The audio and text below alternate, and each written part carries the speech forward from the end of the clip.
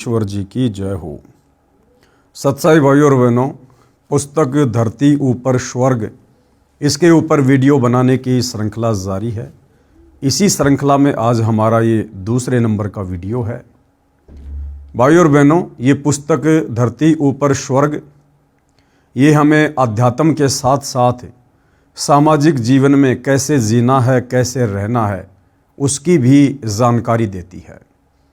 तो पिछले वीडियो में आप जी ने एक सामाजिक परंपरा का बिगड़ा हुआ रूप, यानी शादी विवाह के अंदर दुनिया भर का खर्चा करना, दहेज लेना देना, बैंड बाजा डीजे बजाना, घोड़ी वगैरह करना, पंडित जी को बुलाना, दुनिया भर के पकवान बनवाना, दुनिया भर के लोगों को इकट्ठा करके बारात के रूप में लेकर जाना, गहने आभूषण वगैरह देना, कपड़े लत्ते वगैरह देना, और दुनिया भर का दिखावा झूठी शान शौकत के लिए बड़े बड़े टेंट हाउस लगाना, लाखों रुपये के मैरिज गार्डन बुक करना, साथ में कार और मोटरसाइकिल वगैरह देना।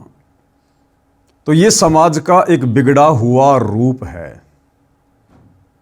और ये जो शादी विवाह होता है सामाजिक परंपराओं के अनुसार, जो वर्तमान में दुनिया भर के पाखंड उसके अंदर समावेश हो चुके हैं, तो ये भाइयों और बहनों आम व्यक्ति को दुखी करने वाला है, परेशान करने वाला है। और इस प्रकार के शादी विवाह शास्त्रोक्त नहीं है, यानी शास्त्र विधि को त्याग कर मनमाने आचरण के अंतर्गत आता है। और इसी मनमाने आचरण को करने के चलते आज पूरा समाज दुखी है। साथ में पिछले वीडियो में हमने ये भी पढ़ा कि हम ब्रह्मा विष्णु महेश को अपने पूर्वज मानते हैं, भगवान मानते हैं। और जिस समय ब्रह्मा विष्णु महेश की शादी हुई, उनकी माता दुर्गा जी ने समुद्र मंथन के समय अपने तीनों पुत्रों की शादी की, तो कितनी सिंपल तरीके से की। ना कोई भाती था, ना कोई बाराती था, ना कोई डीजे बजाने वाला था, ना किसी प्रकार का दिखावा था, ना कोई गहने आभूषण वगैरह की व्यवस्था थी, ना कोई खाने वाला था, ना कोई खिलाने वाला था। सिंपल तरीके से 3 लड़कियां दुर्गा ने अपनी ही वचन शक्ति से बनाई। बड़ी लड़की जिसका नाम सावित्री था, ब्रह्मा जी को दे दी। उससे छोटी लड़की लक्ष्मी जो श्री विष्णु जी को दे दी, और सबसे छोटी उमा वो श्री शंकर जी को दे दी, और कहा कि बेटा जाओ और अपना घर बसाओ। तीनों देवता अपनी माता जी की आज्ञा लेकर अपने अपने यथा स्थान पर आते हैं और खुशी खुशी अपनी अपनी पत्नियों के साथ में रहने लगते हैं। तो भाइयों और बहनों, वो भी तो एक शादी थी, लेकिन हमने इस शादी विवाह वाले रूप को ही बिगाड़ दिया है।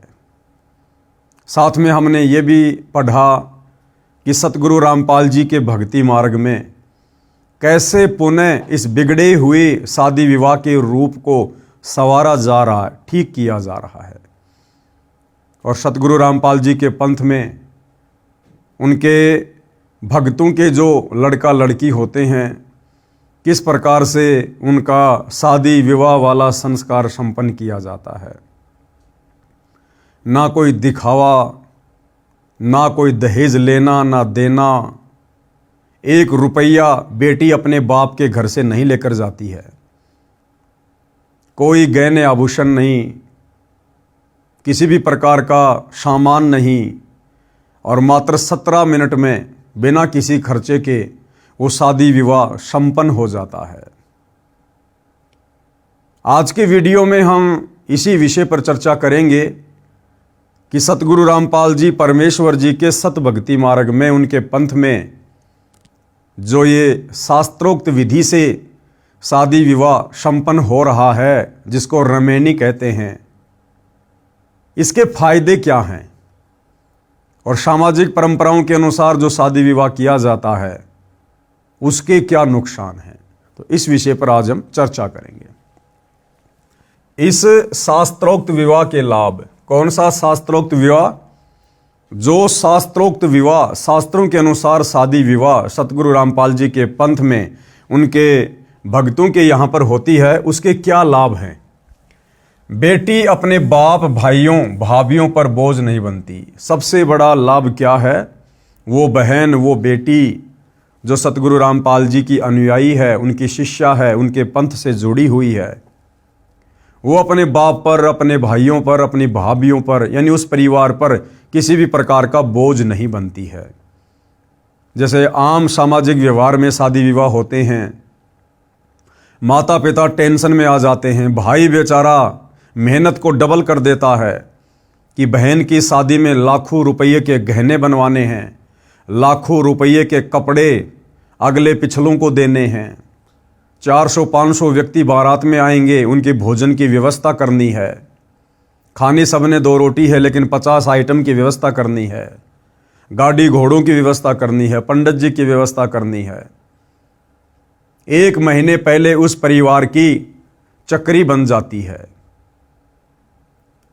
और वो परिवार कई लाखों रुपया उस शास्त्र विरुद्ध शादी विवाह के ऊपर खर्च कर देता है। अर्थात वो बहन, वो बेटी जिसकी शादी हो रही है, वो अपने परिवार पर एक प्रकार से बोझ डाल देती है। लेकिन सतगुरु रामपाल जी के भक्ति मार्ग में ऐसा बिल्कुल भी नहीं है। उस बहन, उस बेटी के माता पिता का, उसके भाई का 1 रुपया भी खर्च नहीं होता है और सिंपल तरीके से मात्र 17 मिनट में शादी विवाह संपन्न हो जाता है। जिस जोड़े में जो कपड़े पहनकर उस बहन ने, उस बेटी ने मात्र 17 मिनट में अपनी रमेणी यानी शादी संपन्न की होती है, उसी कपड़े में वो अपने ससुराल चली जाती है, अगले भगत के घर चली जाती है और मुश्किल से अपनी 2-4 जोड़ी कपड़े की जो वो पहना करती थी वही साथ में लेकर जाती है। इसके अलावा ना कोई सिलाई मशीन, ना कोई बेड, ना कोई कूलर, ना कोई एसी, ना कोई गाड़ी, ना दुनिया भर के कपड़े, ना गहने, कुछ नहीं। और इस प्रकार से वो बहन, वो बेटी अपने परिवार के ऊपर बोझ नहीं बनती है। तो सबसे बड़ा फायदा सतगुरु रामपाल जी के भक्ति मार्ग में शास्त्रोक्त विवाह का ये है। और दूसरा, शास्त्र विधि त्याग कर मनमाने आचरण से किए जाने वाले विवाह की हानि, यानी सामाजिक परंपराओं के तहत जो शादी विवाह किया जाता है, जो बहुत ज़्यादा खर्चीला होता है, दुनिया भर का दिखावा होता है, दहेज लेना देना, उसकी क्या हानि है? तो सबसे बड़ी हानि वो बेटी, वो बहन अपने परिवार पर, अपने माता पिता पर एक प्रकार से बोझ बन जाती है। बोझ, बेटी माता पिता के लिए बोझ बन जाती है जो स्वयं गलत रीति रिवाजों से बनाई गई है। बेटी को गर्भ में ही मारने लग गए, ये गलत रीति रिवाजों की देन है। यानी बेटी को अपने ऊपर बोझ समझकर गर्भ में ही मारना शुरू कर दिया गया था। हालांकि वर्तमान में सरकार के प्रयासों से उसके ऊपर कुछ हद तक लगाम लगी है, लेकिन फिर भी चोरी छुपे इस काल के लोक में सारे काम होते हैं। तो बेटी को गर्भ में मरवा देना, इस गलत परंपरा शादी विवाह के तहत कि भैया बेटी बड़ी होगी, इसकी शादी के ऊपर बहुत लाखों रुपया खर्च करना पड़ेगा, तो कुछ निकम्मी आत्माएं जो माता पिता होते हैं वो इस प्रकार की सोच रखकर और बेटी को गर्भ में ही मरवा दिया करते हैं। तो ये जो बेटियों को गर्भ में मरवाना, ये भी इस गलत रीति रिवाज की देन है, इस खर्चीली शादी विवाह की देन है। विवाह में अनाप शनाप खर्च लोकलाज में करना पड़ता है। आध्यात्मिक ज्ञान की कमी के कारण भाई और बहनों, इंसान लोकलाज में फंस ही जाता है।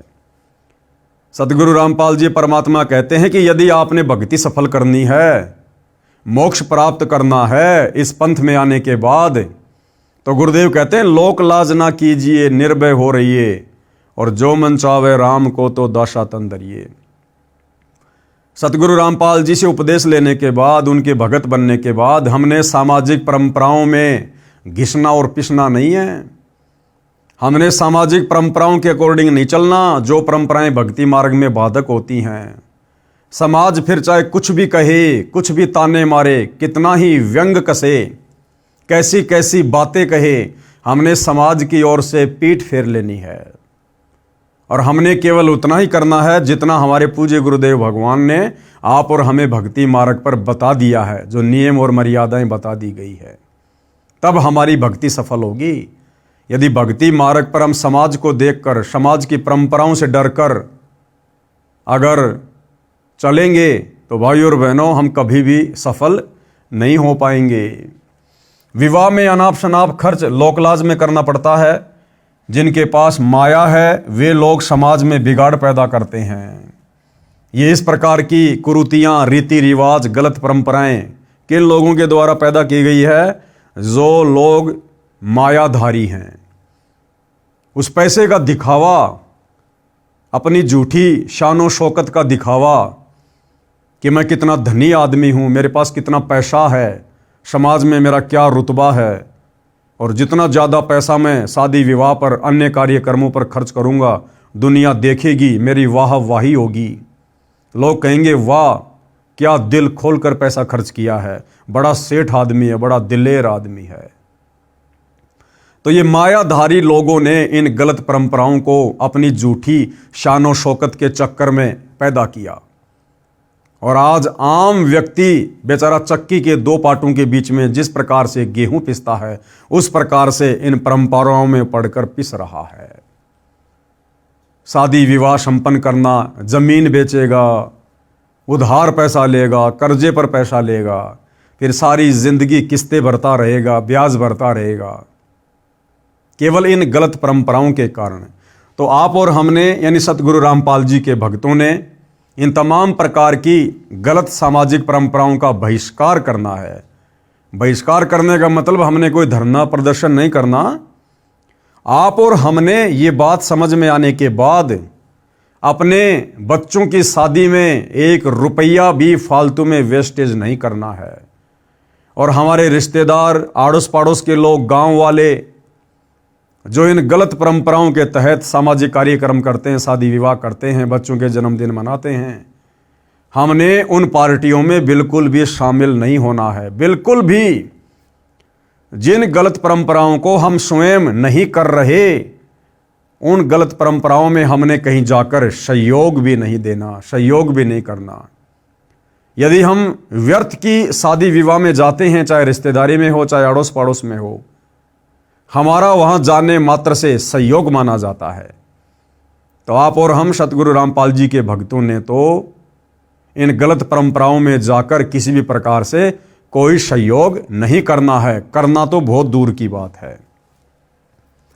बेटी के विवाह में दहेज रूप में सोफा सेट, कुर्सी, मेज, बर्तन, मोटरसाइकिल, महंगी महंगी कार देना, गाजे बाजे, डीजे बजवाना, नाचना, गंदे गंदे गाने चलाना, शराब आदि का सेवन करवाना, मोटी धनराशि दान में देना, जो व्यर्थ की बकवास है। अब ये तमाम प्रकार की जो ये कुरीतियां हैं भाई और बहनों, इनकी कोई आवश्यकता नहीं किसी भी प्रकार की।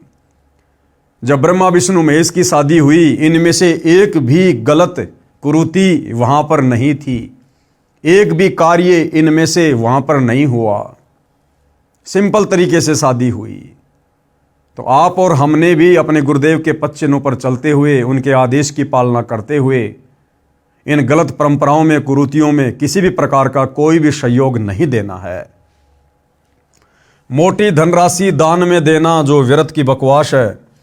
विवाह लड़का लड़की का होना है, जो उसमें नाचते गाते हैं, खुशी मनाते हैं, वे व्यर्थ के पापड़ बेलते हैं। उनको क्या मिलता है?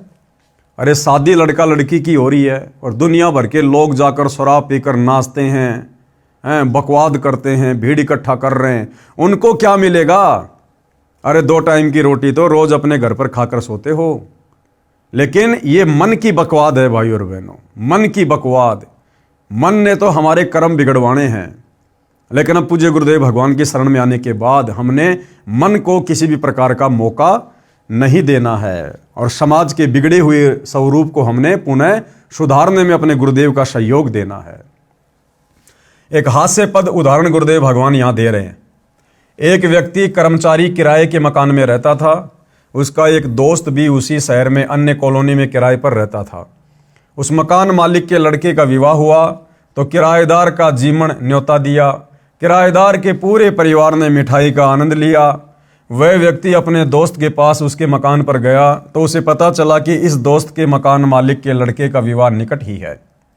उसने अपने दोस्त से कहा कि यार, तेरे मकान मालिक के लड़के का विवाह है। दोस्त पंजाबी भाषी था, बोला मैनू की? बोला मुझे क्या भाई, यानी विवाह मकान मालिक के लड़के का है, मेरे को क्या लेना देना, होता रहेगा। दोस्त बोला यार तू समझा नहीं, लड्डू मिलेंगे तेरे को, खाने को तेरा भी न्योता होगा। वह बोला तैनू की, यानी लड्डू मैं खाऊंगा, तू क्यों टेंशन लिए है। इसी प्रकार विवाह तो लड़के लड़की का होगा, यानी लड़के को पत्नी मिलेगी, घर बसेगा, और नाचने गाने डीजे पर कूदने वालों को क्या मिलेगा, और व्यर्थ में नोट वगैरह हवा में उड़ाने वालों को क्या मिलेगा, डीजे पर नाच नाच कर पसीना बहाने वालों को क्या मिलेगा। तो ये व्यर्थ की बकवाद है जो हमसे मन करवाता है। और भाइयों और बहनों, इस मन के ऊपर कंट्रोल, इन बकवादों के ऊपर कंट्रोल, जब तक हम सतगुरु रामपाल जी के सत्संग सुनना शुरू नहीं करेंगे और शास्त्र विधि के अनुसार हम सत भक्ति उनसे उपदेश लेकर शुरू नहीं करेंगे, तब तक इन तमाम प्रकार की बकवादों के ऊपर कंट्रोल नहीं हो सकता है। माया के मशकरों द्वारा समाज बिगाड़ दिया गया है।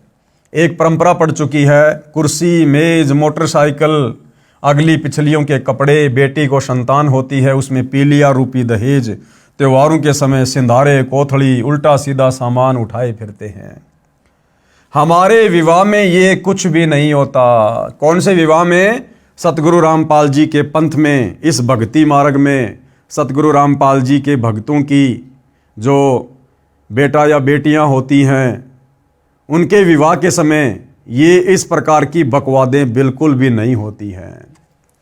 एक भगत ने हमारे मिशन से जुड़ने से पहले एक लड़की का विवाह किया। उसने बताया कि हमारे पड़ोस में एक व्यक्ति ने बेटी का विवाह किया, उसमें सोफा सेट, बर्तन, मोटरसाइकिल, ढेर सारे कपड़े जो नुमाइश की तरह दिखाए गए थे, गाजे बाजे के साथ डीजे का धमाल मचाया गया। आसपास में चर्चा चली कि फलाना व्यक्ति ने सबसे ऊपर हाथ फेर दिया, यानी गांव में सबसे अधिक खर्च किया। मेरी लड़की भी जवान थी, मैं भी लड़का खोज रहा था। उस विवाह को देखने मेरी बेटी भी गई। उसने अपनी माता को बताया कि सुमन के डैडी ने कुर्सी, मेज, सोफा सेट, मोटरसाइकिल, बर्तन, इतने कपड़े आदि आदि दिए, सारा गांव सराहना कर रहा है। माँ, मेरे पापा के पास तो इतना कुछ करने को नहीं है, हम तो गरीब हैं। यूं कहकर बेटी रोने लगी, उठकर अलग कमरे में चली गई। अब भाइयों और बहनों, वो माता पिता क्या करेंगे अब अपनी बेटी का दिल रखने के लिए? जो बेटी उस शादी विवाह में गई, उसने सब कुछ देखा, आकर अपनी माँ को बताया। अब माता पिता की इतनी औकात नहीं जो उस व्यक्ति जैसी शादी कर दे, इतना धन नहीं, लेकिन बेटी के दिल को रखने के लिए उस माता पिता ने कहीं से कर्जा उठाना पड़ता है, जमीन बेचनी पड़ती है, गहने बेचने पड़ते हैं, और सारी जिंदगी वो पैसा चुकाते चुकाते बेचारा मर जाता है, लेकिन वो कर्जा नहीं चूकने में आता। कई देर रोई, मां ने समझाया कि बेटी, किसी की रीस थोड़ी की जाती है, कि बेटी किसी की देखा देखी थोड़ी की जाती है।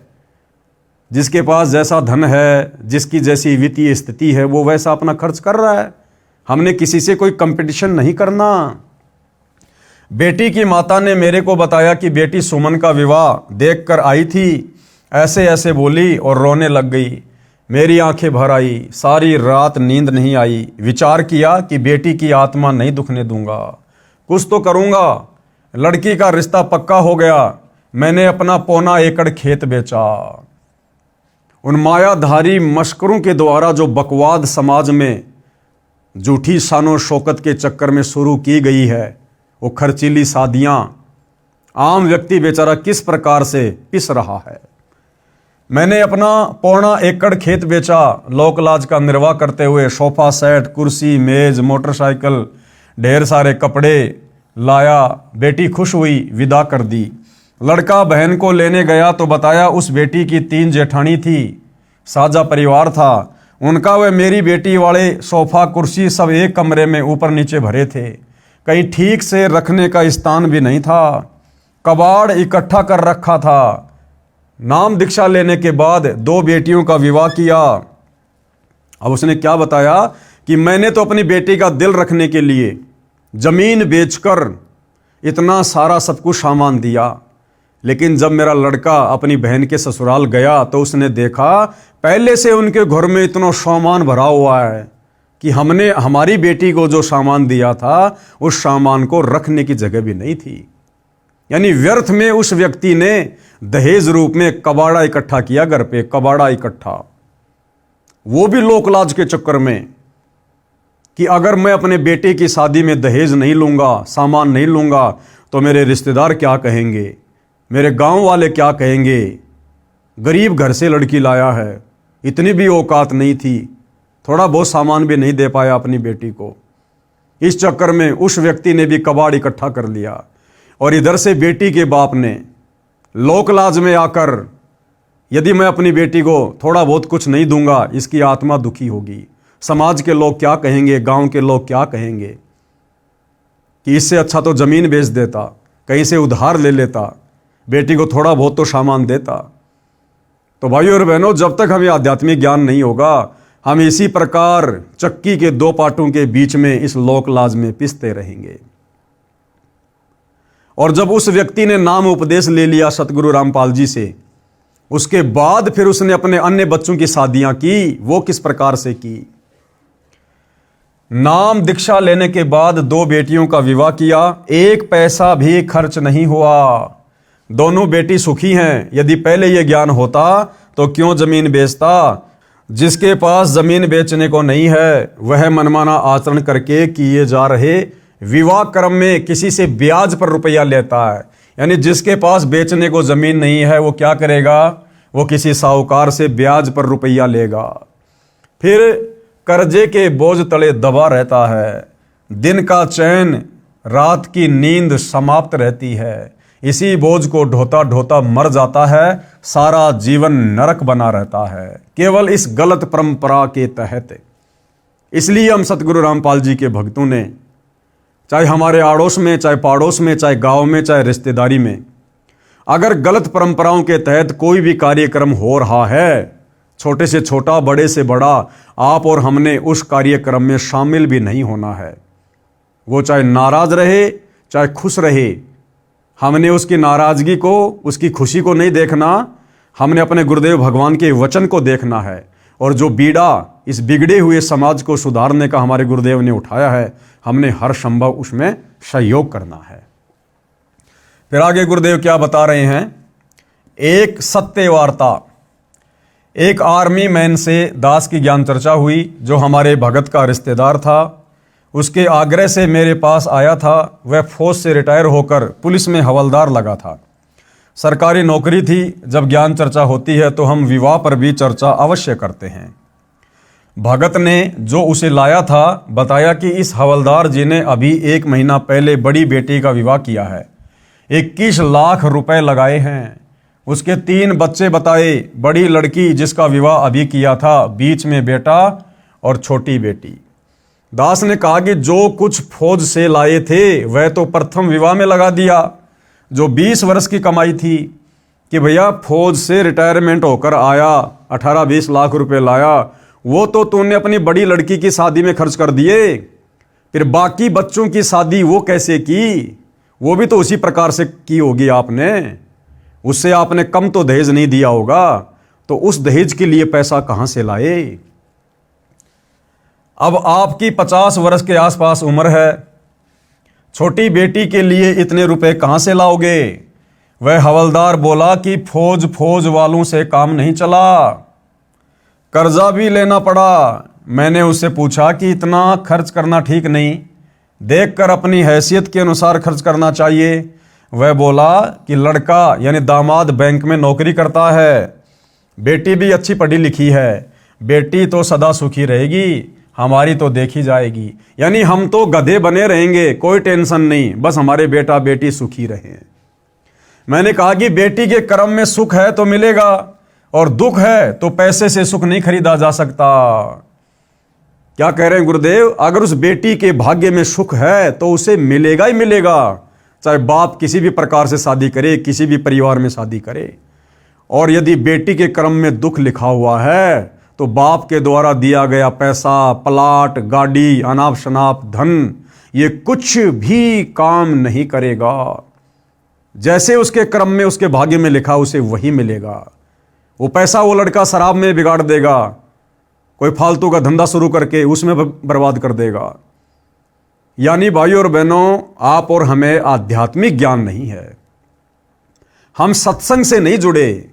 और अगर सत्संग से भी जुड़े हैं तो नकलियों के पास, जिसकी वजह से हम धन से सुख खरीदने की सोच बैठे हैं। हम धन देकर अपने बेटा बेटी का भाग्य बदलने की सोच बैठे हैं। ऐसा हरगिज नहीं होता है। तो ये हमारी नालायकी और कर्महीनता होती है। दास ने एक उदाहरण सुनाया। हवलदार कुछ बोलता, उससे पहले ही मैं शुरू हो गया। बताया कि मैं जेई जूनियर इंजीनियर की नौकरी सिंचाई विभाग में करता था। हमारा एक एमडी यानी आईएएस अधिकारी था, उसकी रिटायरमेंट निकट थी। उसने लड़की का विवाह किया। उसने सन 1988 में 3.5 लाख रुपए लगाए, जो वर्तमान के 1 करोड़ के समान थे। वह रिटायर हो गया। विवाह के 1 वर्ष बाद बेटी का तलाक हो गया। यानी जिस अधिकारी ने अपनी बेटी की शादी पर 1 करोड़ रुपए लगाए थे, कुछ दिनों बाद में उसकी बेटी का तलाक हो गया। वह अधिकारी टेंशन में रहने लगा। जो कमाया था लगा दिया, बेटी सुखी रहेगी ये सोचकर। न बेटी सुखी रही न स्वयं। भाई अगलों ने तलाक दे दिया तो बेटी भी दुखी, और अब वो अधिकारी भी टेंशन में आ गया कि जो पैसा मेरे पास में था, जो रिटायरमेंट के समय आया था, वो तो मैंने करोड़ों रुपया बेटी की शादी में लगा दिया। अब दोबारा बेटी की शादी कैसे करूंगा? अगर दोबारा शादी करूंगा तो पहले से कहीं ज़्यादा खर्चा करना पड़ेगा।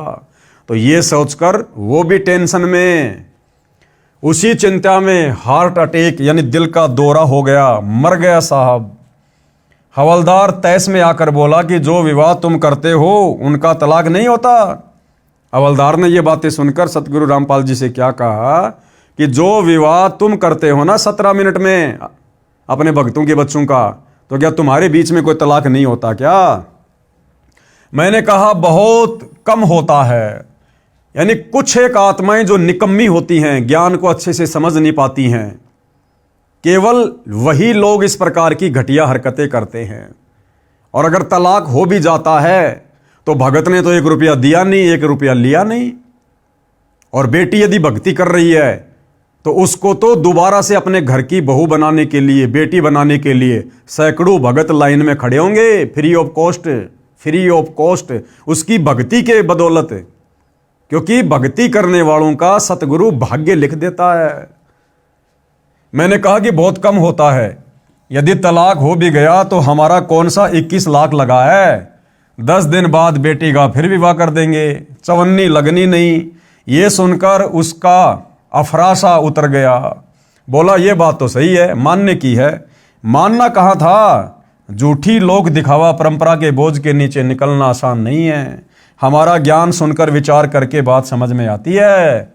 यानी बिना सतगुरु रामपाल जी के सत्संग सुने और बिना उनसे उपदेश लेकर भक्ति शुरू किए ये बातें समझ में नहीं आनी है। काल का प्रेशर नहीं उतरता है। 3 महीने बाद वह भगत आया जो उस फौजी साहब को लाया था। उसने बताया कि वह रिश्तेदार हवलदार हार्ट अटैक से मर गया। सुबह मरा पाया। मैंने कहा यह तो स्पष्ट दिखाई दे रहा था। अब भाइयों और बहनों, देखो सतगुरु रामपाल जी स्वयं पूर्ण ब्रह्म परमात्मा हैं, और जो भी घटना या जो भी लीला, जो भी बातें सतगुरु किसी को बताते हैं, समझाते हैं, उसका एक रीजन होता है, सामान्य नहीं होता है। सतगुरु रामपाल जी को पता था कि ये हवलदार इसी प्रकार से टेंशन में आकर मरेगा, लेकिन पिछले जन्म की कोई अच्छी आत्मा थी परमात्मा की। परमात्मा एक बार मौका देता है, अपने भगत को प्रेरणा करके उस हवलदार को अपने पास में बुलाया, और यही सारी बातें शादी विवाह वाली, जिन शादी विवाह की बातों को लेकर आगे उस हवलदार ने हार्ट अटैक से मरना था, सतगुरु ने वही विषय शुरू किया कि काश ये आत्मा समझ जाए और फालतू में अपने बच्चों के शादी विवाह में अपनी पूरी जिंदगी की जो दौलत है, मेहनत से कमाया हुआ जो पैसा है वो ना लगाए और उपदेश लेकर सीधे साधे तरीके से बच्चों का विवाह संपन्न करे। इसको भक्ति भी मिलेगी और इसकी मौत भी टलेगी। लेकिन भाइयों और बहनों, 1% आत्माओं को छोड़कर 99% आत्माएं अपना भाग्य नहीं बदलवाती हैं और अंत में उस हवलदार के साथ वही हुआ। ठीक इसी प्रकार एक बार पूज्य गुरुदेव भगवान ने सत्संग में बताया कि मैं एक बार घर के पशुओं का जो खाना होता है, जो बिनोले होते हैं, खल होती है, वो लेने के लिए मार्केट में गया। 1-2 बोरी लेकर एक रिक्शा किया, रिक्शे में डाल दी और मैं रिक्शे वाले के साथ में उसी रिक्शा में बैठकर अपने घर को आने लगा। रास्ते में मैंने उसे समझाया कि भाई कल वहाँ सत्संग है, आप कल सत्संग में आना, थोड़ा बहुत समय परमात्मा की चर्चा के लिए भी निकालो। ये रोजी रोटी के लिए धंधा करते करते तो हमारे पूर्वज चले गए, क्या मिला उनको? सारी ज़िंदगी हम भी इसी प्रकार से लगे रहेंगे और एक दिन ऐसे समाप्त हो जाएंगे। मनुष्य जन्म हमें भक्ति के लिए मिला है, परमात्मा की चर्चा के लिए मिला है। तो कल सत्संग है, आप जी सत्संग में ज़रूर आना। और गुरुदेव ने उसको एड्रेस भी दिया। लेकिन भाइयों और बहनों, उस व्यक्ति ने कहा कि महाराज जी, सत्संग में कुछ भी लेना देना नहीं है, ये तो फालतू की बकवादे हैं। जो लोग फ्री हैं, ठाले बैठे हैं ना, ये तो उन लोगों के काम है, कमाएंगे नहीं तो परिवार कैसे चलेगा। यानी उस रिक्शे वाले ने गुरुदेव की बातों का विरोध किया। फिर आगे गुरुदेव भगवान ने कहा कि भाई गाड़ी रोक दे, क्योंकि वहां से गुरुदेव ने अपना स्कूटर लेना था। तो गुरुदेव ने कहा कि आप जाओ, मैंने आपको एड्रेस दे दिया है, आप जाकर घर पर ये सामान उतार दो। गुरुदेव अपना स्कूटर लेकर दूसरे रास्ते निकल पड़े। अब क्या होता है भाइयों और बहनों, वो व्यक्ति जो रिक्शा में वो सामान लेकर जा रहा था, वो गलती से दूसरी गली में चला गया। वो गली सकड़ी थी और रिक्शा का एक पहिया, एक टायर उस नाली में नीचे उतर गया, जिसके चलते रिक्शा का बैलेंस बिगड़ गया और वो पलटी खा गई। पलटी खाते ही वो जो बोरी थी पशु के आहार की, वो उस रिक्शा वाले के पैर के ऊपर आ गिरी और गिरते ही पैर टूट गया। चिल्लाया, आसपास के लोगों ने देखा, उसको निकाला, कहा भाई कहाँ जा रहे थे, क्या हुआ? फिर उसने बताया कि ऐसे ऐसे जा रहा था, गलत रास्ते में आ गया। तो उन लोगों ने फिर गुरुदेव भगवान को सूचित किया। गुरुदेव भगवान आए, उसको लेकर गए, उसके पैर पर पलस्तर करवाया, उसके बाद उसको घर पर छोड़ दिया। विचार करने की बात है भाइयों और बहनों। गुरुदेव भगवान को पता था कि इस व्यक्ति के साथ में कुछ ही देर बाद में अनहोनी घटना घटेगी, जो इसके भाग्य में है, इसके संस्कार में है। लेकिन वो संस्कार गुरुदेव भगवान उसका टालना चाहते थे, काटना चाहते थे। इसलिए गुरुदेव ने उसको सत्संग का जिक्र किया, लेकिन उस व्यक्ति ने उल्टा विरोध कर दिया, जिस कारण से भाइयों और बहनों उसका वो संस्कार नहीं टल पाया। तो भाइयों और बहनों, आध्यात्मिक ज्ञान के अभाव में, भक्ति के अभाव में, सच्चे सतगुरु की शरण के अभाव में, सत्संगों के अभाव में आप और हम दुनिया वाले इसी प्रकार से इन कर्मों के बोझ के नीचे दबे हुए हैं। ये कर्म संस्कार भोगते भोगते एक दिन हम दुनिया ही छोड़ के चले जाते हैं। इसलिए सत्संग मनुष्य जीवन में प्रथम होना चाहिए। ये मूल वस्तु है, क्योंकि हमें मनुष्य जन्म परमात्मा ने इसीलिए दिया है। ये अति दुर्लभ है, मानव जन्म दुर्लभ है, ये मिले न बारंबार। जैसे पेड़ से पत्ता टूट गिरे, बहुर न लगता डार। और मनुष्य जन्म पाए के जो नहीं रटे हरि नाम, यानी जो भक्ति नहीं करता, तो फिर जैसे कुआं जल बिना, फिर बनवाया क्या काम? आपने कुआं बनवा दिया, पानी उसमें है नहीं, क्या फायदा? इसी प्रकार इस मनुष्य जन्म को प्राप्त करके यदि हमने सत भक्ति, शास्त्र अनुकूल साधना, सच्चे सतगुरु से उपदेश लेकर नहीं की, तो हमारा जीवन व्यर्थ है। ये तो इसी प्रकार परमात्मा उस फौजी की उस दुर्गति को टालना चाहते थे, लेकिन वो अपनी दुर्गति नहीं टलवा पाया। सुबह मरा पाया, मैंने कहा यह तो स्पष्ट दिखाई दे रहा था। अब भात रूपी परंपरा पर प्रकाश डालता हूं। अब क्या कह रहे हैं गुरुदेव कि शादी विवाह के बाद में फिर और सामाजिक बिगड़ी हुई परंपराएं दुनिया भर की, जिसमें एक है भात परंपरा। गांव में दास ने सुना था, बड़े बूढ़े मजाक मजाक में कहा करते कि छोरी यानी बेटी तो जावा भी संदे, यानी लड़की की तो संतान भी दुख देती है। जब भात आ जाता है उस समय इस बात को कहते सुना करते।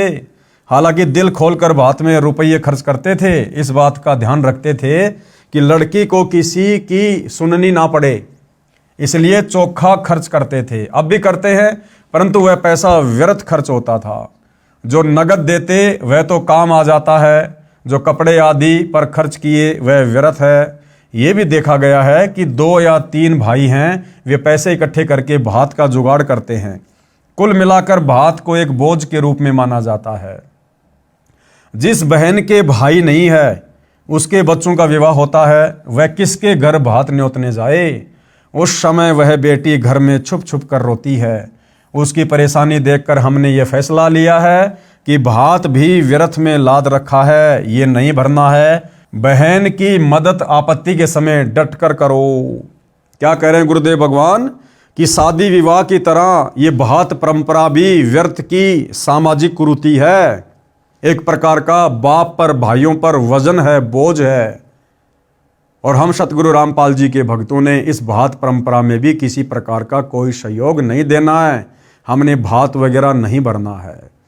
गुरुदेव भगवान कह रहे हैं यदि आपकी बहन को पैसे की जरूरत है तो आप उसको उधार देकर मदद कर सकते हैं, लेकिन इन परंपराओं के माध्यम से अपने पैसे का दिखावा मत करना, अन्यथा सतगुरु का वचन टूटेगा। और सतगुरु का वचन टूट गया तो जीवन हमारा बर्बाद है। क्योंकि जीवन केवल यही नहीं है, ये शरीर छूटने के बाद में फिर क्या होगा। सतगुरु का वचन तोड़कर भक्ति करने वालों का ये शरीर छूटने के बाद क्या होगा, फिर 184 योनियां भोगनी पड़ती हैं। तो गुरुदेव कह रहे हैं कि हमने इस प्रकार की परंपरा में किसी प्रकार का कोई सहयोग नहीं करना है। अब आगे क्या कह रहे हैं गुरुदेव, सुनते हैं कि उसके भाइयों ने 21,000 रुपये का भात भरा है, एक के भाइयों ने 51,000 रुपये का भात भरा है, किसी गरीब की बेटी के भाई 1100 रुपये भी नहीं दे पाते। उस बहन की नज़र झुकी रहती है, बेटी का निर्वाह अपने काम कमाई से होगा, भात या दहेज से सारे जीवन का काम नहीं चलेगा।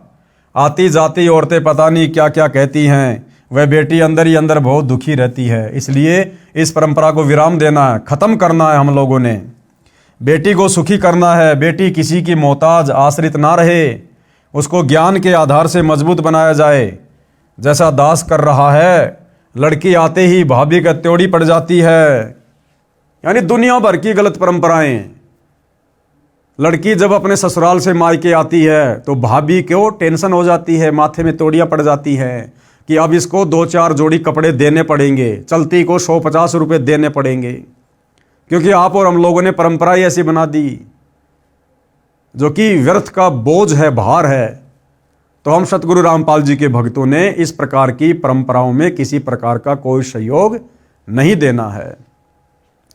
लड़की आते ही भाभी के त्योड़ी पड़ जाती है, मन मन में कहती है आ गया 5-10 हज़ार रुपये का खर्च, तीसरे दिन बैठी रहती है। ऐसी बातें करती दास ने कई औरतें सुनी है। ये तो आम बात है भाइयों और बहनों, गाँव में पहले इसी प्रकार से होता था, क्योंकि हर गांव में हर घर में ये गलत परंपरा अपने पैर पसार चुकी है। तो ये तो घर घर की कहानी है। जब छोटा था, अब हमारी बेटी बहन अपने माता पिता भाई भाभी से मिलने आती हैं तो सम्मान के साथ पूरे ठटोरे से आती हैं, अपनेपन के भाव से आती हैं। जैसे मेहमान आता है, 2 रोटी का खर्च रहता है, यदि माता पिता भाई भाभी पैसे या कपड़ा देना चाहें तो हाथ जोड़ लेती है। सतगुरु रामपाल जी के भक्ति मार्ग में जब ये बहन या बेटी अपने पीहर जाती है तो पीहर वालों को किसी प्रकार की कोई टेंशन नहीं होती है। उनको पता है कि ये सतगुरु रामपाल जी की भगत है, ये हमारे घर की रोटी के अलावा 1 रुपया भी नहीं लेगी। हराम समझती है, हराम। 1 जोड़ी कपड़ा भी माता पिता से नहीं लेगी, 1 रुपया भी अपने भाई या भाभी से नहीं लेगी। सामान लेना तो बहुत दूर की बात है, जैसी आई थी वैसी ही वापस 2-4 दिन बाद में चली जाती है।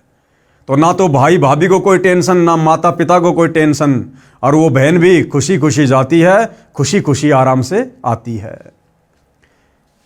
कहती है हमने लिया मान लिया, यानी आप लोगों ने देने का जो मन कर लिया ना, बस समझो हमने ले लिया, बाकी लेते हम कुछ नहीं। हमारे गुरुजी का आदेश नहीं है। आपने पाल पोस कर इतनी बड़ी की, पढ़ाई लिखाई में कोई कसर नहीं छोड़ी। अब उन बहन बेटियों के आने का भाभी भी इंतजार करती है, फोन करके भी लाडों में उलावने देती है। इसी क्यों भूल गई, आ जाया कर, हम भी कुछ लागे हैं तेरे। इस बात से बेटी का सिर ऊंचा होता है तथा सम्मान बढ़ता है। बेटी अपने भाई भतीजों के प्रति विशेष लगाव रखती है, अपनी आत्मा मानती है। इस लेन देन के व्यर्थ के दिखावे ने पवित्र रिश्तों में विष घोल रखा है। इससे कुछ सहारा बेटी को नहीं मिलता, अपनी कमाई से पूरा पड़ता है, यानी निर्वाह चलता है। अब जो पैसा टका बहन बेटी को दिया जाता है शादी के समय या बाद में आती है जाती है उस समय, भाई और बहनों, उससे बहन बेटी का पूरा जीवन का खर्चा नहीं चल सकता। और वैसे भी वो बेटी बाप से ले लेके उसकी कर्जदार बनेगी। अगले जन्म में उसके घर की भैंस बनकर, गाय बनकर या खेत में बैल बनकर वो चुकाना पड़ेगा, उस दामाद ने भी और उस बेटी ने भी। तो ऐसी व्यर्थ की परंपराओं में जिन भक्तों को ज्ञान होता है वो नहीं पढ़ते हैं। अपनी कमाई से पूरा पड़ता है, यानी निर्वाह चलता है। हम परमात्मा कबीर जी की शरण में हैं, हमारी बेटियां बेटे भी परमात्मा की शरण में हैं। भक्ति सेवा दान करते हैं, परमात्मा हर प्रकार से बरकत देता है। यदि किसी से ले लिया तो अगले जन्म में देना होगा। इसलिए हमारी बेटियां इस विश्वास पर डटी हैं, 1 रुपया भी नहीं लेती हैं। एक बेटी ने क्या बताया, क्या बता रहे हैं गुरुदेव? एक बेटी ने बताया, मैं जब नाम दीक्षा से पहले अपने घर जाती थी तो चलते समय भाई 100-200 रुपए देता था, मैं लेती थी। भाभी का स्वभाव अच्छा नहीं था, वह बाद में भाई के साथ झगड़ा किया करती थी। मेरी माता जी बताती थी, परंतु लालच नहीं छूटता था। पैसे लेती थी, सोचती थी कि जलती रहेगी जलने वाली। सब भाभी एक जैसी नहीं होती, कई तो अपनी नंदों को माँ से भी अधिक प्यार देती है, वे अच्छे खानदान की बेटी हैं। मेरी ननद आती थी, मेरा पति भी बहन को रुपये देता था, दुख तो मुझे भी होता था। कह देती थी कि हाथ बोझ कर काम किया करो, इतना इतना रुपया दिया करें, घर भी तो देखना चाहिए। जब से नाम दीक्षा ली है, काल का जाल ठीक से समझ लिया। अब इस नरक को नहीं ढोएंगे, यानी व्यर्थ का लेना देना बिल्कुल भी नहीं करेंगे। ना अपनी ननद को देंगे और ना पीहर से आते समय किसी से, यानी अपनी भाभी से कोई 1 रुपया लेंगे। नाम दीक्षा के बाद जब मैं अपनी माँ के घर गई और चलने लगी तो भाई 500 रुपये का नोट देने लगा। मैंने हाथ भी नहीं किया। पहले भाई नोट निकालता था, तुरंत लेकर छुपा लेती, कहीं भाभी ना देख ले, भाई के जी ने शाका करे। जब मैंने कहा भाई ना बहुत ले लिया, अब नहीं लेना है, भाई ने सोचा पैसा कम मानकर बहन नाराज हो गई। भाई की आंखों में आंसू आ गए, बोला बहन तेरा भाई गरीब है इसलिए थोड़े रुपए दे रहा है, ले ले, कभी भगवान करेगा तो अपनी बहन को घने घने दूंगा। मैंने कहा भाई मैंने नाम दीक्षा ली है गुरुजी सतगुरु रामपाल जी से, उनके ज्ञान को समझा है। उनकी शर्तें हैं कि कोई बहन अपने भाई या माता पिता से शादी के बाद रुपए कपड़े नहीं लेगी। परमात्मा पर भरोसा करो। एक बहन ने सत्संग में बताया कि मैं घर गई तो चलते समय मेरी माँ ने 5,000 रुपये मेरी जेब में डाले और बता दिया इतने रुपए हैं। मैं लालच में आ गई, ले आई। तीसरे दिन भैंस का बच्चा काटड़ा मर गया, यानी सतगुरु की मर्यादा टूट गई। और मर्यादा टूटी तो तुरंत काल का अटैक हो गया और माता से जो 5,000 रुपये लेकर आई थी उससे डबल नुकसान घर में हो गया। भैंस 12 किलो दूध देती थी, 1,22,000 रुपये की लाए थे, दूध देना बंद कर दिया, उसको 50,000 रुपये में बेचना पड़ा। मेरे दिमाग में तुरंत गलती याद आ गई। अपनी गलती बताकर गुरुजी के आदेश से नाम शुद्ध करवाया। उसके बाद मायके के रुपये कपड़ा लेना विष के समान समझ लिया और घनी हानि हो गई।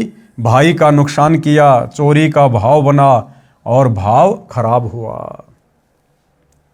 उस बहन की बात मुझे खटक रही थी, इसलिए अपने भाई से 1 भी रुपया नहीं लिया। कुछ दिन बाद भाई मेरे घर आया, फिर 1,000 रुपये देने लगा। मैंने रुपए नहीं लिए, समझाया भी, परंतु उसके मन में यही बैठा था कि मैं गरीब हूँ, बहन को खुश नहीं कर सका। मैं अपने भाई को लेकर सत्संग में गई, वहाँ ज्ञान सुना, अन्य भाई बहनों से आप बीती सुनी। तब भाई का मन हल्का हुआ कि बहन नाराज नहीं है, धीरे धीरे भाई तथा भाभी ने भी नाम दीक्षा ले ली। अब वह घर स्वर्ग बन गया है। भाभी जी बहुत अच्छे स्वभाव की है, परंतु टोटे ने दुखी कर रखी थी। ऊपर से हमारा खर्च उसे विचलित कर देता था। अब आंखें बिछाए भाभी बैठी रहती है, कब ननद आएगी, भगवान की बात बताएगी।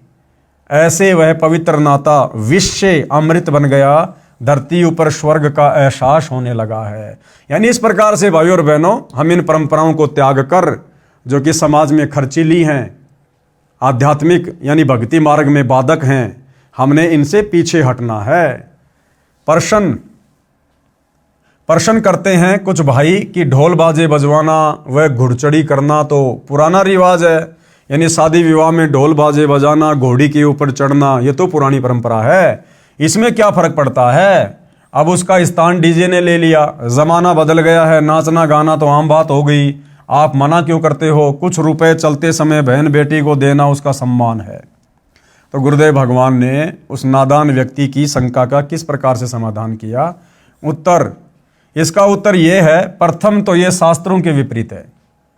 यानी हमें मनुष्य जन्म भक्ति करके यहां से मोक्ष करवाने के लिए मिला है, और मोक्ष मार्ग में यदि हम इन परंपराओं में उलझे रहेंगे, लेन देन में उलझे रहेंगे, तो ये शास्त्रों के विपरीत हो जाता है। और शास्त्र विधि को त्याग कर मनमानाचरण करने वालों का कभी भी मोक्ष नहीं होता। प्रथम तो यह शास्त्रों के विपरीत है। विवाह घुड़चढ़ी से या डीजे से नहीं होता, लड़के लड़की का होता है। गली में नाचना कूदना, बाप बेटी, माँ चाची ताई बुआ भाई चाचे ताऊ सब बेशरम होकर नाचते हैं। ये कौन सी सभ्यता है। ये नहीं करना है, ये कंजरों वैश्यों का काम होता था। जो कंजर होते थे इस प्रकार से नाचना गाना करके मांग मांग के खाया करते थे, और वेश्याएं जो चंद पैसों के लिए अपनी इज्जत को बेचकर इस प्रकार के कार्य किया करती थी, मुजरा किया करती थी, पैसे वालों को खुश किया करती थी। तो गुरुदेव कहते हैं ये इस प्रकार से नाचना गाना सरेआम विवाह में, शादियों में, अन्य इन कार्यक्रमों में, परमात्मा कहते ये तो कंजरों का और वैश्यों का काम होता था, जो आज घर घर में गांव गांव में शुरू हो गया है। ये कंजरों वैश्यों का काम होता था। अब सामान्य समाज भी इसी गंदगी में धंस गया है। इस लोक में न जाने कब क्या घटना घट जाए, इसलिए हम परमात्मा से डरकर सब बकवास छोड़कर परमात्मा के संविधान में चलते हुए अपनी सब क्रिया करते हैं। यानी हम सतगुरु रामपाल जी के भगत, ये ज्ञान होने के बाद, भगवान से डरकर उनके संविधान का विधान का ज्ञान होने के बाद अपनी भक्ति को सफल करने के लिए तमाम प्रकार की बकवादों से पीछे हटकर और सीधे साधे तरीके से गुरु वचन में रहते हुए चलते हैं। सुनो एक दुखद घटना। क्या कह रहे हैं गुरुदेव भगवान कि तुम्हें एक घटना सुनाता हूं। एक दिन समाचार पत्रों में छपा कि एक बारात जा रही थी, जिस कार में दूल्हा बैठा था वह दुर्घटनाग्रस्त हो गई। दूल्हा तथा दूल्हे का जीजा जो उसी कार में बैठा था, घटनास्थल पर ही दम तोड़ गए। पहले दिन सारा परिवार गली में नाच रहा था, डीजे बजाया जा रहा था, वे सब फोटो भी समाचार पत्र में छपे थे। दुर्घटना के बाद उसी घर में रोने धोने की हाहाकार मची थी। अब बताओ भाई और बहनों, आध्यात्मिक ज्ञानहीनता, ना समझी, सत्संग का भाव। पहले दिन सब नाच रहे थे, गा रहे थे, डीजे पर शराब पी रहे थे, खुशी मना रहे थे। अगले दिन लड़का शादी के लिए चला, जिस गाड़ी में दूल्हा था, और दूल्हे की गाड़ी में तो उसके खास रिश्तेदार यार दोस्त ही होते हैं, उसका जीजा भी था, और वो गाड़ी दुर्घटनाग्रस्त हो गई, एक्सीडेंट हो गई। दूल्हा भी मर गया, जीजा भी मर गया, 2-4 और मर गए। अब भाई और बहनों, जिस घर में एक दिन पहले डीजे पर नाचा जा रहा था, खुशी मनाई जा रही थी, अब उस परिवार में हाहाकार मच गया, मातम मनाया जा रहा है। सिर के बाल उखाड़ उखाड़ कर परिवार वाले रो रहे हैं। क्यों? आध्यात्मिक ज्ञानहीनता के कारण। शास्त्र विधि को त्याग कर मनमाने तरीके से सामाजिक संस्कार करने के चलते। इसलिए भाई और बहनों, हमने इन बकवादों में बिल्कुल भी पैर नहीं फंसाना है। दुर्घटना के बाद उसी घर में रोने धोने की हाहाकार मची थी। माता बहन सिर के बाल फाड़ फाड़ कर रो रही थी। पिता भाई चाची ताई सब रो रहे थे, टक्कर मार रहे थे। अब बज गया डीजे। यदि परमात्मा से डरकर इंसान चले, राम को राम समझे, तो बचाव होता है। इसलिए मैं अकर्तव्य कर्म करने की आज्ञा नहीं देता। क्या कह रहे हैं गुरुदेव? इसलिए मैं अपने भक्तों को अकर्तव्य कर्म करने की आज्ञा नहीं देता। अकर्तव्य कर्म क्या? जो कर्म भक्ति मार्ग में नहीं करने चाहिए। ये नाचना गाना, डीजे, घुड़चड़ी, बारात वगैरह, दुनिया भर का दिखावा, लेना देना, सतगुरु रामपाल जी अपने भक्तों को इस प्रकार व्यर्थ की परंपराओं में फंसने का, करने का आदेश बिल्कुल भी नहीं देते हैं और ना ही भगत ने करना चाहिए। इसलिए मैं अकर्तव्य कर्म करने की आज्ञा नहीं देता। बेशर्मी की हद हो चुकी है। बहन बेटी को चलते समय कुछ रुपए देना एक रिवाज है जो समाप्त करना है। बहन बेटी को चलते समय 1 रुपया नहीं देना हमने, वरना भार चढ़ेगा, हम मुक्त नहीं हो पाएंगे, ऋण संबंधों में जकड़े रहेंगे। चाहे 1 रुपया हो, चाहे लाख रुपया हो, काल हमें वहीं पर फांस देगा। इसलिए ना तो उपदेश प्राप्त बहन बेटी ने अपनी ननद को 1 रुपया देना है और ना मायके से आते समय अपने माता पिता भाई भाभी से 1 रुपया लेना है, अन्यथा सतगुरु की मर्यादा टूटेगी। और मर्यादा टूटी तो सतगुरु नाराज, और सतगुरु नाराज तो क्या फायदा फिर भक्ति करने का, यदि हमने भक्ति सफल करके मोक्ष ही नहीं करवाया तो। बहन बेटी को चलते समय कुछ रुपए देना एक रिवाज है जो समाप्त करना है। साथ में लड़का यदि अपने ससुराल जाता है तो जवारी के तौर पर सास ससुर या घर के अन्य सदस्य उसको पैसे देते हैं। तो यदि आप भगत हैं, अपने ससुराल जा रहे हैं, किसी का 1 रुपया आपने चलते समय जवारी के रूप में नहीं लेना है।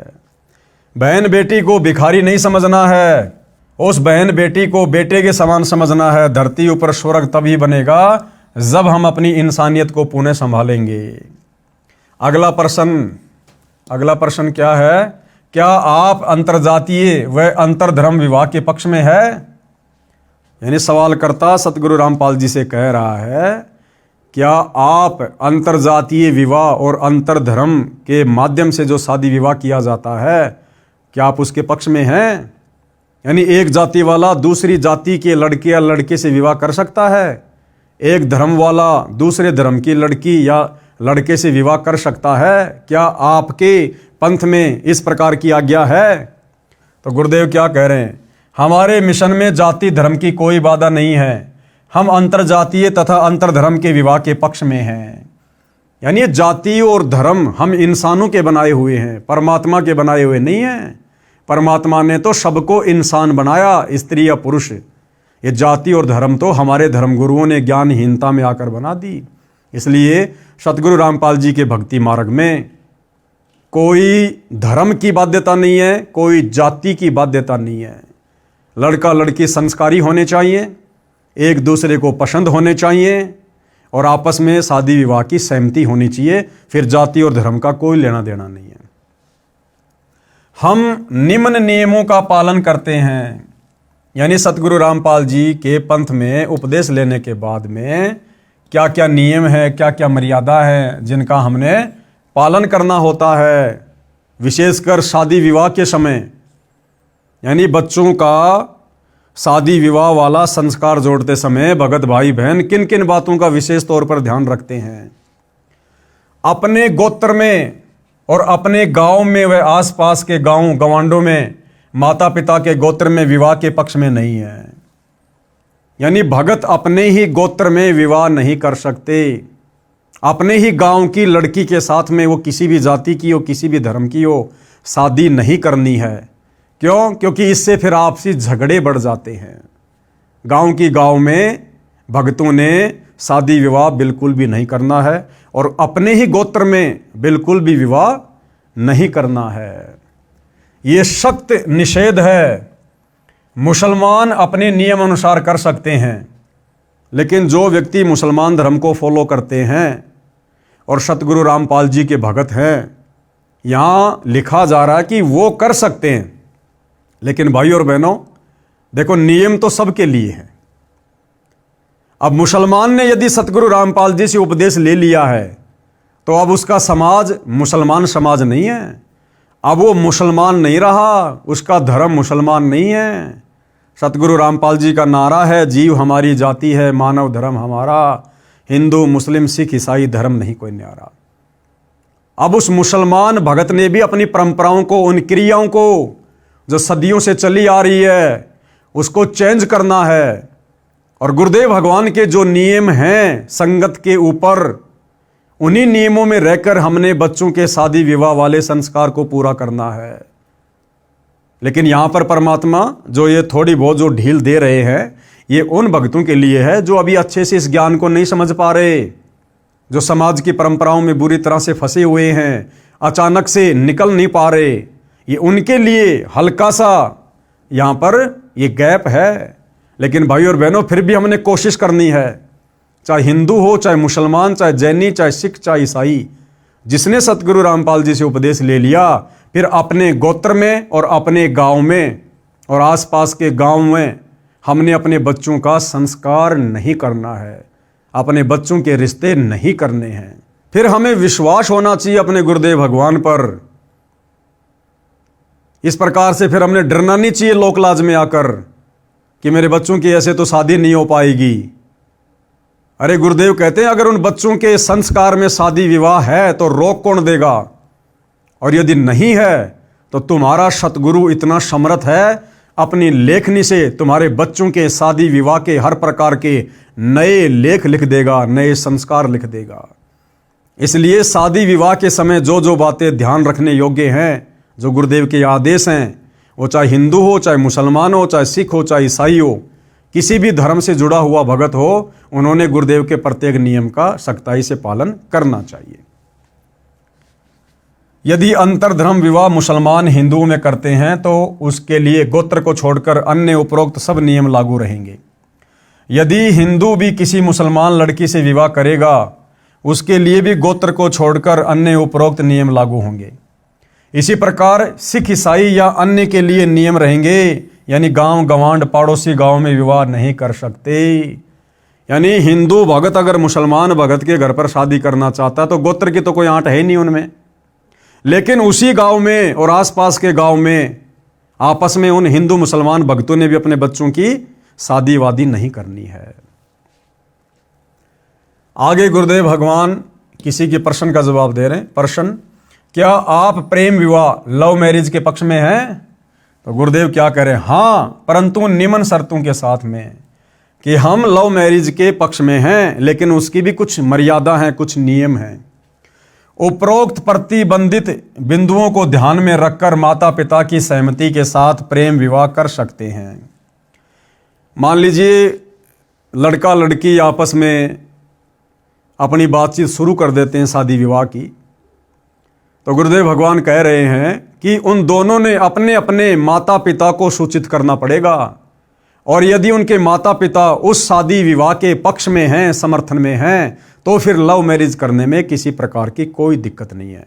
लेकिन भाई और बहनों, सतगुरु रामपाल जी से उपदेश लेने के बाद जो भाई बहन अनमैरिड हैं, उन्होंने इस प्रकार की गलती नहीं करनी चाहिए। ये लव मैरिज अपनी तरफ से रिश्ते बनाना, ये नहीं करना चाहिए, इससे बचना चाहिए। जो हमारे संस्कार में परमात्मा ने लिखा हुआ है, वो यदि हमारे माता पिता के माध्यम से, हमारे भगत भाई बहनों के माध्यम से यदि संस्कार पूरा होता है तो वो सबके हित में होता है। इसलिए सतगुरु रामपाल जी के पंथ से जुड़े युवा लड़कों ने, युवा लड़कियों ने इस बात का विशेष तौर पर ध्यान रखना चाहिए।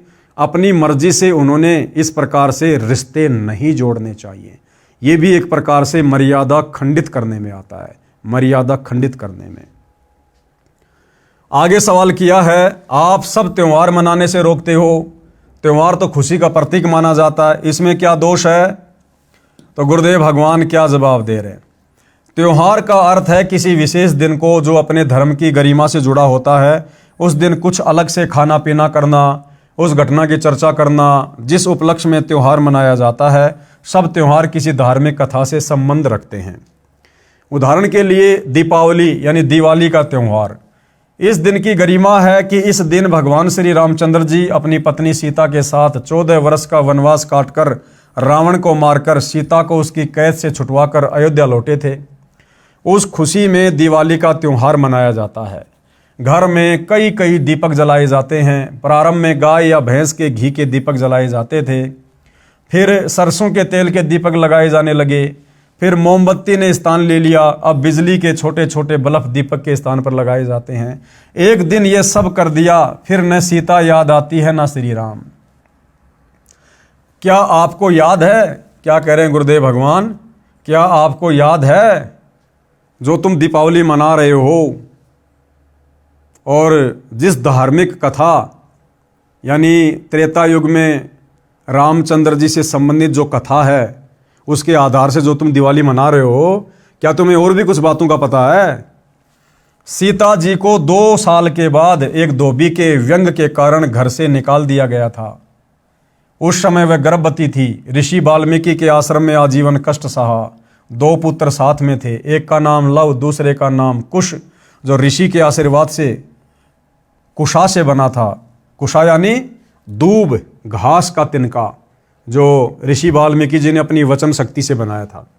कुछ था, विचार किया जाए, जिसकी पत्नी को निकाल दिया गया हो, बच्चों का वह पत्नी का पता नहीं कैसे कष्ट का जीवन जी रहे होंगे।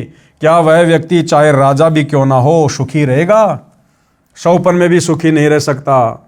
शर्म के मारे बोलता नहीं है। राजा रामचंद्र जी ने अश्वमेघ यज्ञ करना था, परंपरावश घोड़ा छोड़ा गया। उस पर लिखा था कि जिसको अयोध्या के राजा रामचंद्र की पराधीनता स्वीकार नहीं है वह घोड़ा पकड़ ले और युद्ध के लिए तैयार रहे। उस समय लव तथा कुश जवान थे। दोनों ने ऋषि वाल्मीकि से धनुर्विद्या सीखी थी। जब उन्होंने घोड़े के गले में लटक रही चिट्ठी पैम्पलेट पढ़ी, घोड़ा पकड़ लिया और धनुष श्री रामचंद्र जी की ओर तान दिया। युद्ध शुरू हुआ। श्री रामचंद्र जी उन बालकों को पराजित नहीं कर सके, उल्टा बालक श्री रामचंद्र जी की जान लेने वाले थे। सीता जी की दृष्टि पड़ी, दौड़कर बच्चों के पास गई, बताया ये तुम्हारे पिता हैं। रामचंद्र जी ने भी सीता को पहचान लिया। उसको गले लगाने के लिए निकट गए तो सीता ने पीठ फेर ली और धरती में समा गई। श्री रामचंद्र जी सीता जी के वियोग में दुखी तो पहले से ही था, परंतु आशा थी कि कभी मिल पाएगी। जब आशा टूट गई तो श्री रामचंद्र जी का धैर्य जवाब दे गया। वहां से लौटा और अयोध्या के साथ बह रही सरयू दरिया में जल समाधि ले ली, अर्थात डूब कर मर गया। इसी कथा के आधार से वर्तमान में हिंदू समाज दीपावली का त्योहार मना रहा है। लेकिन गुरुदेव कह रहे हैं कि नादानों, क्या तुम्हें उसके बाद की कथा भी याद है? तुम्हारे श्री रामचंद्र और सीता के ऊपर किस प्रकार से दुखों के पहाड़ टूटे, और जिस समय सीता जी को 2 वर्ष के बाद अयोध्या से निकाल दिया गया था, उसके बाद तो अयोध्या वासियों ने भी उस त्योहार को मनाना बंद कर दिया था। दुख में और हम नादान आध्यात्मिक ज्ञान के अभाव में, इन कथाओं की असली जानकारी के अभाव में अब तक ये ढोंग कर रहे हैं, पाखंड कर रहे हैं, दिखावा कर रहे हैं। क्या ये उचित है? बिल्कुल भी उचित नहीं है।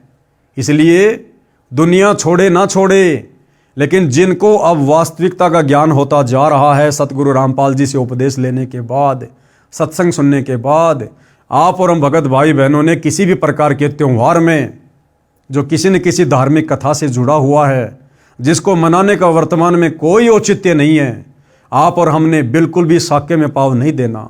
हमने बिल्कुल भी इन परंपराओं का निर्वाह नहीं करना है। उल्टा हमने समाज को समझाना है। रिश्तेदारी में जाएं तो हम उनको समझाएं, मानते तो ठीक है, लेकिन हमने किसी प्रकार का कोई भी सहयोग नहीं करना है। आगे किसी ने सवाल किया, आप आलोचना कर रहे हो, आपके पास क्या प्रमाण है कि श्री रामचंद्र जी सीता के वियोग में दुखी रहा करते थे? तो गुरुदेव भगवान क्या जवाब दे रहे हैं? उत्तर, रामायण ग्रंथ में प्रमाण है। प्रतिवर्ष रामलीला करते समय दिखाया जाता है कि जब सीता जी को रावण राक्षस अपहरण करके ले गया तो श्री रामचंद्र जी डकरा डकरा कर रोते थे, हाय सीता, हाय सीता। पेड़ों से लिपटकर, पशुओं से लिपटकर पूछते थे कि तुमने मेरी जान को देखा क्या, मेरी सीता को देखा क्या? आप बताओ, क्या रामचंद्र जी सीता को मजबूरी में निकालकर मनी मन में नहीं रोए होंगे कि जो श्री रामचंद्र जी जब रावण सीता का अपहरण करके ले गया, उसके वियोग में किस प्रकार से बच्चों की तरह बिलक बिलक कर रो रहा था? दुख में पेड़ों से लिपटकर, पशुओं से लिपटकर पूछ रहा था, क्या तुमने मेरी सीता को देखा? क्या वही श्री रामचंद्र जब उन्होंने एक धोबी के व्यंग कसने से लोकलाज में आकर अपनी गर्भवती पत्नी सीता को अयोध्या से जंगल में निकाल दिया, क्या वो श्री रामचंद्र अपनी पत्नी के वियोग में मन ही मन में रोया नहीं होगा, दुखी नहीं हुआ होगा? और आज तुम खुशी मना रहे हो, उस दिन लड्डू जलेबी बर्फियां खा रहे हो, दुनिया भर की आतिशबाजी करके, पटाखे फोड़ के पॉल्यूशन फैला रहे हो। क्या तुम्हारे से कभी भी श्री रामचंद्र जी प्रसन्न होंगे? कभी नहीं हो सकते। क्या रामचंद्र जी दयाहीन थे या फिर पत्थर दिल हो गए थे? क्या उनके मन में कल्पना नहीं होती होगी कि अकेली गर्भवती औरत कैसे जी रही होगी? यदि इतनी भी दया न हो तो वह इंसान भी अच्छा नहीं होता। इसलिए इससे सिद्ध है कि श्री रामचंद्र जी महाकष्ट में जीवन जीते थे। अयोध्यावासी दीप जलाकर, मिठाई आदि खाकर उस दिन श्री रामचंद्र जी की छाती फूका करते। यानी अयोध्या वासियों ने भी 2 साल के बाद में अपने भगवान श्री रामचंद्र जी को, अपने राजा रामचंद्र जी को इतना दुखी देखकर उन्होंने भी उसके बाद कभी वो दीपावली नहीं मनाई, उस दिन को उन्होंने नहीं मनाया। और आप और हम उस व्यर्थ की परंपरा को, कुरीति को, जिसका वर्तमान समय में कोई औचित्य नहीं है, हम वर्तमान तक वो सांप वाली लकीर पीट रहे हैं। अर्थात सतगुरु रामपाल जी के भक्तों ने ये होली, दिवाली, किसी भी प्रकार का त्यौहार जो किसी न किसी धार्मिक कथा से जुड़ा हुआ है, जिसका वर्तमान में मनाने का कोई औचित्य नहीं बनता, आप और हमने मनाना तो दूर, सहयोग भी नहीं करना है। विचार करो, जिस रामचंद्र जी व सीता जी के आने की खुशी में दीपावली का त्यौहार मनाना शुरू किया, जब सीता अयोध्या से चली गई, श्री रामचंद्र जी ने आत्महत्या सीता के वियोग में की, यानी जल समाधि ले ली। अब क्यों मना रहे हो खुशी? क्या श्री रामचंद्र जी व सीता जी के दुखों से आप दुखी नहीं हो? हम उन दोनों के वनवास व रावण के साथ हुए युद्ध में कष्ट तथा दोनों के अयोध्या आने की खुशी प्लस दोनों को आजीवन दुखी रहने के इतिहास को ध्यान में रखकर सारा वर्ष उनको याद रखते हैं। उस दृष्टिकोण से दीपावली का त्यौहार किसी विशेष दिन नहीं मनाते। संतों के घर सदा दिवाली होती है। यानी जो व्यक्ति मनुष्य जन्म प्राप्त करके पूर्ण संत से उपदेश लेकर भक्ति शुरू कर देता है, उसके घर में तो रोजाना ही दीपावली बनती है, रोजाना दीपावली। सतगुरु रामपाल जी के उपदेशी भक्तों के घरों में प्रति वर्ष 24 घंटे अखंड दीपक जलता है, देसी घी का। तुम्हारी तरह पॉल्यूशन नहीं फैलाते, आतिशबाजी नहीं करते, पटाखे नहीं जलाते। संतों के घरों में तो प्रति वर्ष ही दीपावली मनती है, यानी खुशी का माहौल रहता है। अब सतगुरु रामपाल जी कह रहे कि हमारे पंथ में ये दीपावली वगैरह किस प्रकार से मनाई जाती है। यानी भाई और बहनों, आप और हमें शिक्षा दी जा रही है कि कहीं हम अपनी मर्यादा ना तोड़ दें, लोकलाज में आकर, दुनिया की देखा देखी भेड़ चाल में आकर। हम भगत हैं, हमारे आचार विचार, हमारी क्रिया जगत वाले लोगों से भिन्न है, अलग हैं। हमने जगत वाले लोगों को देखकर अध्यात्म पर नहीं चलना, अपने गुरुदेव के वचन को देखकर, उनके सत्संग सुनकर, मर्यादाओं को बचाकर हमने फूक फूक के कदम आगे बढ़ाना है। तो सतगुरु रामपाल जी के पंथ में उनके भगत किस प्रकार से दीपावली वाले दिन अपनी क्रिया करते हैं। प्रतिदिन देसी घी की ज्योति सुबह शाम जलाते हैं, जो एक समय 3-4 घंटे जलती है। एक वर्ष में 365 दिन है, तो एक वर्ष में 730 दीपक हमने जलाए, जो दिन में 7-8 घंटे जले, जिससे हवन का काम किया। और जिन भक्तों को ये ज्ञान गहराई से समझ में आ जाता है कि जितना हवन करोगे, जितना घी जलाओगे, उतना ही तुम्हें फायदा है, तो 24 घंटे अखंड दीपक सतगुरु रामपाल जी के पंथ में उनके भक्तों के घरों में जलता है, हवन यज्ञ होता है। यानी गुरुदेव भगवान कहना चाहते हैं कि नालायकों, तुम तो खाली दीपावली के दिन 10-12 दीपक जलाकर, और वो भी तेल के, चाइनीज लाइट वाले, जिनका केवल नुकसान ही नुकसान है, फायदा कुछ नहीं है, सोचते हो हम खुशी मना रहे हैं। लेकिन असली खुशी, असली दीपावली प्रतिदिन सतगुरु रामपाल जी के भक्तों के घरों में मनाई जाती है। एक गांव या शहर में हमारे अनुयायियों के 50-60 परिवार हैं, तो वहाँ सुबह शाम प्रत्येक घर में देसी घी की ज्योति जलती है। हवन होता है जो वातावरण को शुद्ध करता है। शराब, हुक्का, बीड़ी आदि का सेवन नहीं करते, इससे प्रदूषण से बचाव रहता है। हवन के समय वेद मंत्र भी बोले जाते हैं। हम सूक्ष्म वेद के मंत्र यानी वाणी सुबह शाम नित्य नियम संध्या आरती के रूप में पढ़ते हैं, बोलते हैं, फ़ोन में चलाकर सुनते हैं। यदि हलवा या खीर खाने की इच्छा होती है तो किसी भी दिन बनाकर खा लेते हैं। हमारे लिए खुशी मनाने का स्पेशल दिन कोई त्यौहार नहीं होता है। संतों का तो हर दिन त्यौहार होता है। यदि हमने हलवा खीर आदि बनाकर खानी है, किसी भी दिन बनाकर खा सकते हैं अपने गुरुदेव भगवान को भोग लगाकर। और अब तो सतगुरु रामपाल जी की वास्तविक परमात्मा वाली स्थिति भक्तों को समझ में आने के बाद साध संगति से जुड़े हुए उनके सत्सेवक बच्चे प्रतिदिन सुबह और शाम 2 समय भंडारे के साथ में हलवा बनाकर अपने गुरुदेव भगवान को विधि विधान अनुसार भोग लगाते हैं। और रोजाना हमारे घरों में दिवाली मनती है। और रोजाना हम एक दिन की नकली दिवाली नहीं बनाते। जगत के लोग उस दिन या अन्य होली आदि के त्यौहार पर बम फोड़ते हैं, पटाखे छोड़ते हैं, प्रदूषण फैलता है। कई बच्चों की आंखें खराब हो जाती है, कईयों के हाथ खराब हो जाते हैं, कई स्थानों पर आग लग जाती है। ये सब हम नहीं करते। यानी आप और हमारे लिए गुरुदेव का आदेश है कि हमने इस प्रकार की बकवाद बिल्कुल भी नहीं करनी। ये सब हम नहीं करते। सख्त हिदायत है। हम राम को दिन रात याद करते हैं। किस राम को? आदि राम को, त्रेता युग वाले राम को नहीं। कहते राम राम सब जगत बखाने, आदि राम कोई बिरला जाने। श्री रामचंद्र जी को तो पूरी दुनिया राम कहती है, लेकिन उनके तो शरीर का नाम राम था। हम तो आदि राम, जिसने रामचंद्र जी को भी पैदा किया, उस आदि राम कबीर भगवान का सतनाम जपते हैं, उनका सच्चा नाम जपते हैं। उसको कहते हैं असली राम का नाम। हम राम को दिन रात याद करते हैं। एक दिन की तो बात छोड़ो, होली धुलंडी के ऊपर जो उद्मस उतारा जाता है, उसका उस त्योहार से क्या लेना देना है? टोटल बकवाद काल के द्वारा करवाई जा रही है।